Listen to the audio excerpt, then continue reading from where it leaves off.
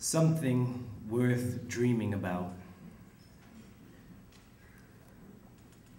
They will not regard this as our recession. They will regard this as our redefinition. In between the layered tranches of winners and losers, cycles and soothsayers, players of a game who were caught in an entropy that even economists could not predict, no one unscathed in the aftermath of black swans crossing, looking to the skies and asking to understand how the imperfections of man could lead to so many feeling cast aside, as we appear to casket ride down a hole in which we must ironically go deeper to find some semblance of bright light. The shock of a failing system causes everyone to listen. Synchronized, we sink our eyes to capture a collective moment in the state of this nation.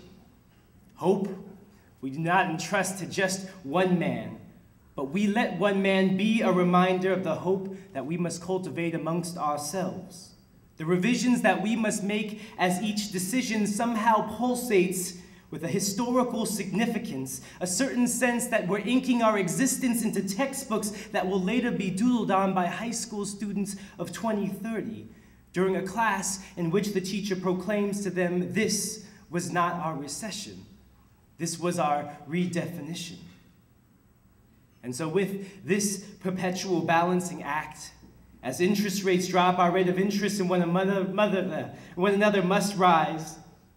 We must go back to the basics, back to our communities, back to a common unity in times defined not by what we do and who we claim to be, times defined not by what we leave this earth, but how we leave this earth, how we lift the hands to push the dials on these watches that rotate on an axis that spins like marbles on playgrounds where kids are taught that they too can have the whole world in their hands.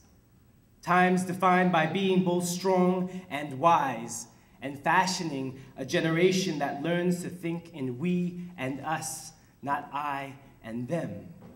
Something worth dreaming about. And on some days, it still feels like more a dream than reality.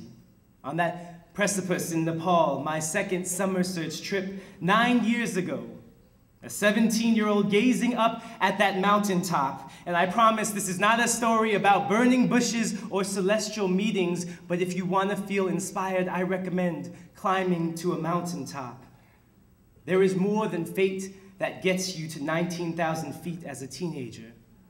19,000 feet becomes a compilation of struggle and self-doubt, of working through pain for progress, of dreaming in motion, of small, continual successes that elevate your soul and lift your gaze to lighten your step. 19,000 feet is about shedding all external context and rearranging the raw internal elements of your soul's anatomy to gradually provide a picture of an identity you can finally claim as your own. 19,000 feet is an experience that is a catalyst for change.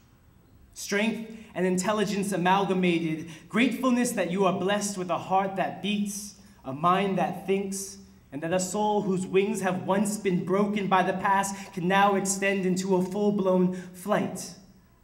19,000 feet is replaying memories 8,000 times with the right foot and 8,000 times with the left.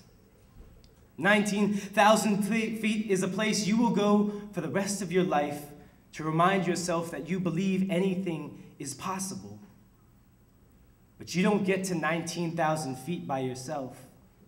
It happens because people care. Because Summer Search cared and realized that no one is unchanged by 19,000 feet, and therefore the world will now be changed by those who have been transformed.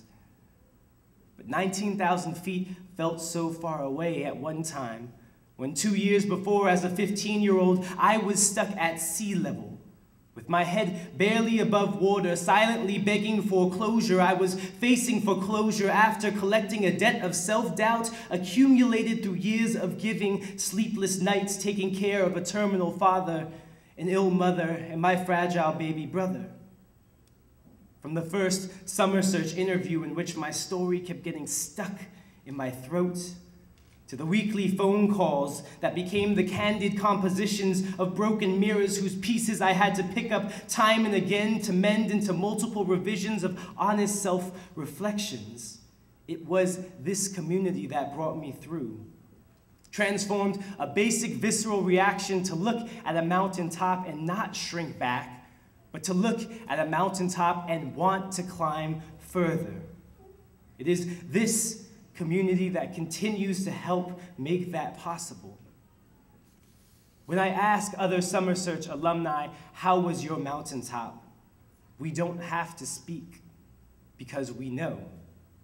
The transformation, the struggle, the beauty, and the realization that 19,000 feet doesn't happen alone, and we don't have to go through this world alone, and we can't let others go through this world alone. So now, as a country we stand, a congregation of communities on another precipice, gazing at our uphill climb. And somehow, this all feels so familiar. I know that line of vision.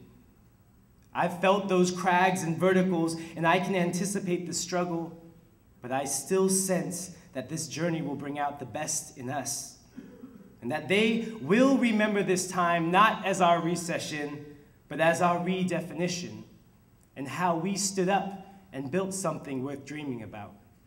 Thank you, Summer Search. Thank you, Linda.